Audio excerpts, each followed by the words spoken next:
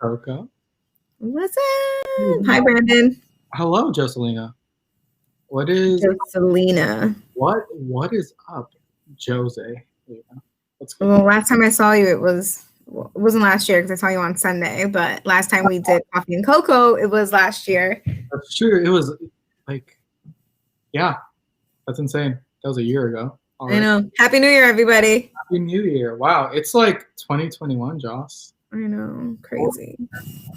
I could picture us getting ready to call everyone and tell them that the church was closing down because of COVID. And you were rushing, calling everyone. I was sending out the email.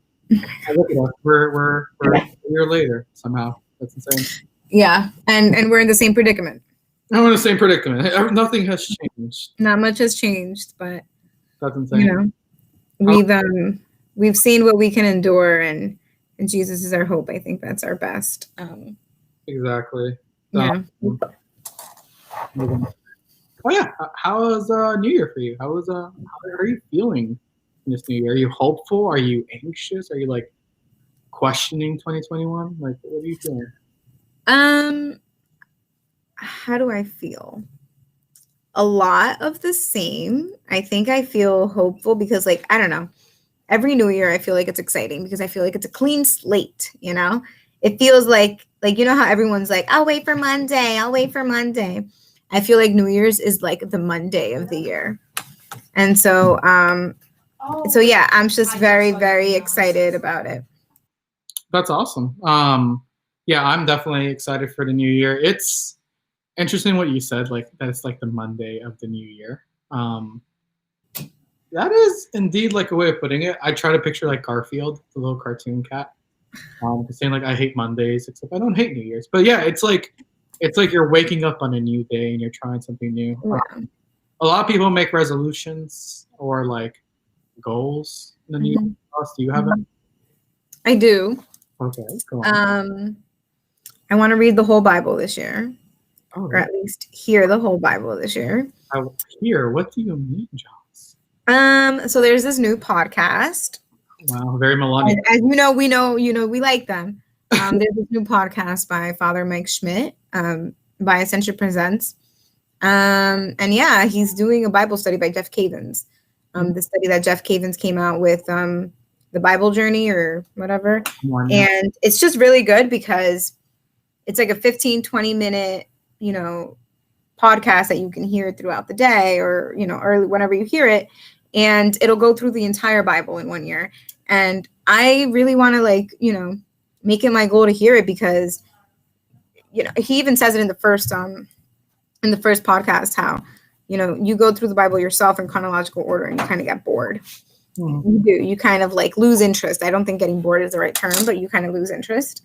And yeah, and so I'm excited of doing it and being held accountable because I have a lot of friends that are doing it. So that's awesome. I was actually I took on a challenge right before the new year started. It was on the 24th or 25th, actually, December.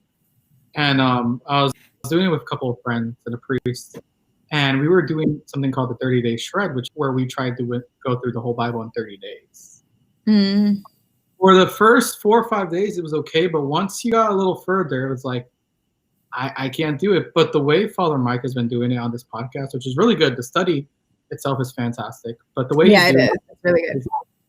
He's reading from the Old Testament, from the New Testament, from the Psalms, and he's using the special Bible. I actually had it before they made the whole thing, and it's color coded. They color coded based on events in Scripture, based on what's going on, and it's been really helpful. I don't know, we're only 5 days, 4 days. Yeah, 5 days in. 5 days in, but really anyone could jump in anywhere. You could be a month late, catch up. It's not a long podcast. But it's something to say that, and he mentioned this actually in the first episode. He was saying that it's amazing how there's consolation in realizing that there's thousands of other people around the world doing the same thing as you, doing the same readings, contemplating the same stuff. Yeah. Eventually, it's kind of the world is synchronizing again. Yeah. I don't know. I thought it was really cool because I was oh my God, thanks to this podcast, do you know how many people are finally going to hear and understand the Word of God a little bit better this year? And yeah, it's just kind of we're all going on retreat together. I don't know. It sounds really cool. I'm really excited about it. So that's one of the goals. Yeah, that's one of my prayer goals. And holy hour once a week. I definitely want to go to daily mass more often, but I think holy hour is what my soul needs right now. So Okay. What about you, Brandon? What are some of your New Year's? My primary one was actually that as well, reading the Bible in a year, because there was a meme I saw that roasted me a couple weeks ago.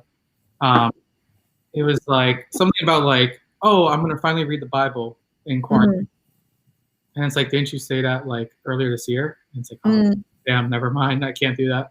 But when they announced the podcast, I got really excited, so I hop on board. I got the Bible actually in English and Spanish to read it both to improve my Spanish too. And my other resolution is actually not Catholic at all. What is it? It's just to read not Catholic stuff. Woohoo! I love fiction. A lot of other stuff. There's actually the first book I'm starting on is by an author named Cal Newport. And he actually talks about digital minimalism and talking about how our minds have been stolen. Our souls are being stolen in a way. He's secular, he's not Catholic, but he talks about how like we spend so much time scrolling Facebook, Instagram, yada yada, that we've forgotten like real human connections are made in the flesh. Yeah. Yeah.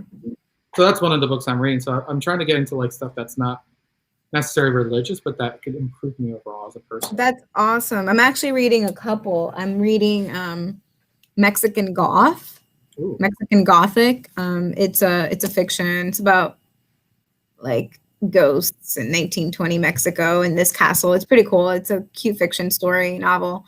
I'm reading How the Body Carries Trauma, which is about the physiological effects of trauma in our bodies, and it's just kind of how it affects you. And I'm also reading I'm reading another book. My boyfriend, he buys me these books that I'm not kidding are like 600-700 pages. And I come to him and I'm so excited. I'm like, babe, I finished. And like the following week, he'll show up with another one bigger than the last. And I'm like, oh my God, it took me so long. Yeah. So yeah, I have another one that he gave me. I think it's The Darker Side or something. It's another novel. Yeah. So. Yeah, I was gonna say sometimes I can't like stand those big books, but sometimes they're like exactly the ones you need or will enjoy. Oh, they're so good. They're so good. Yeah, there's one book that I've been looking at. It's actually technically considered a children or young adult book, but it's by a great Christian musician, and he wrote it being inspired by Narnia, actually, and by Tolkien and all that. And it's just about little kids who discovered like this magic stuff and all that, and they wander the world. It's got these beautiful elements in it. It always made me like excited because, especially when I was little, I loved to tell stories. You know, and sharing of the gospel in a way is sharing a story. So like, I think we could use a lot of stuff that's not necessarily Christian or anything to improve our ways that we, you know, share and introduce people to the great story. Yeah, I really enjoy reading fiction. I think, you know, I think it's like play pretend with your head. Like you get to travel to these different mystical places, these really cool places. And yeah, so I really enjoy it. So I think that's a really cool resolution to read more fiction novels or to read non-Catholic novels, right? Yeah.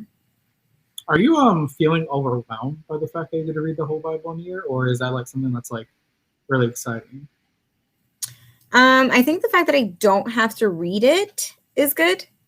Like physically read it, like I can hear it. I can hear the proclamation.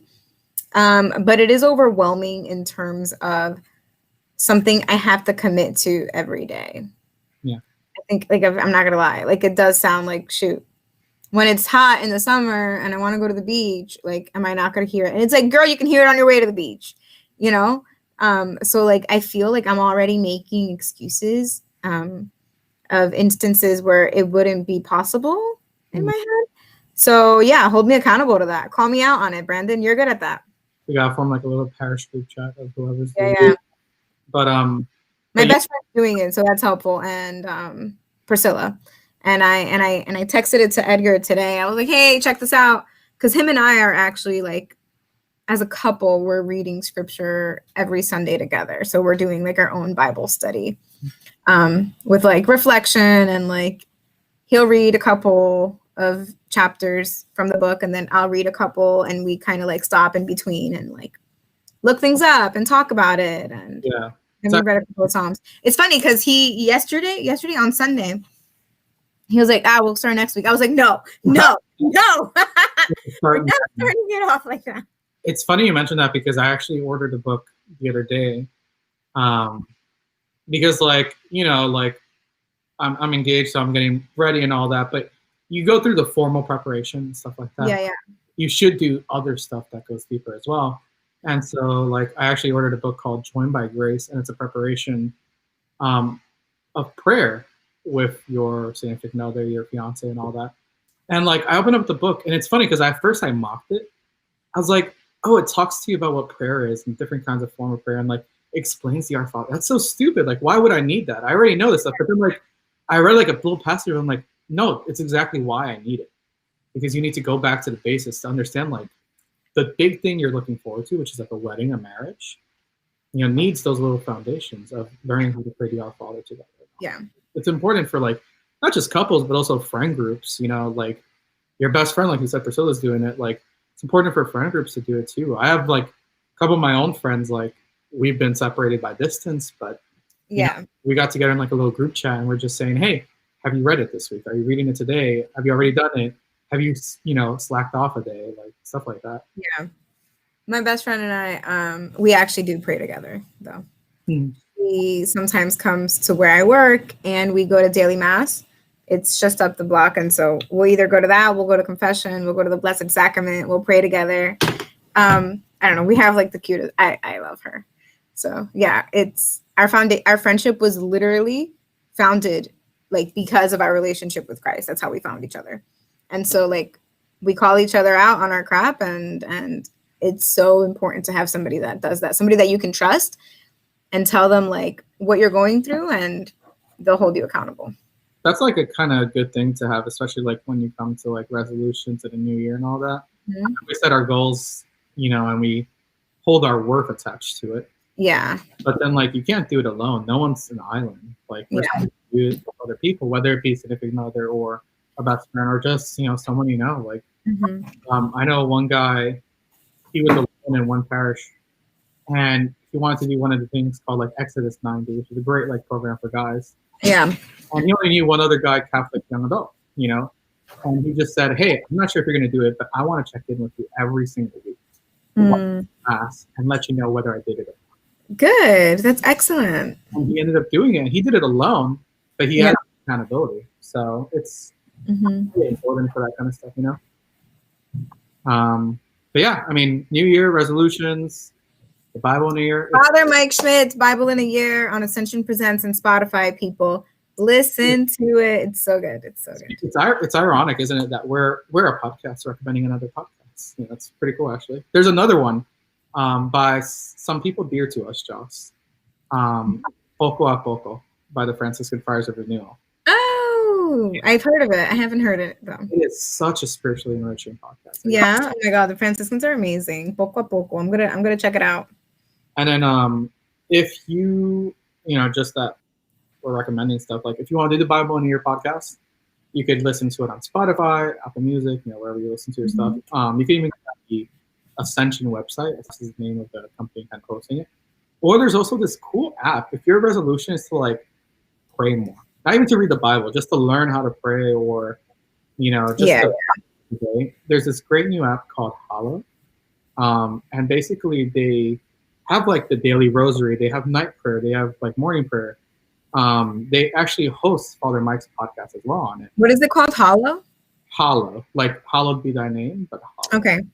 And then like they have different kind of prayers. They have the rosary, they have the daily gospel, like daily homilies. They have weekly homilies as well. Like if you're struggling with praying, like if you don't have a prayer life at all, and you want to start as simple as like praying the Our Father with like a voice over, it's a great place.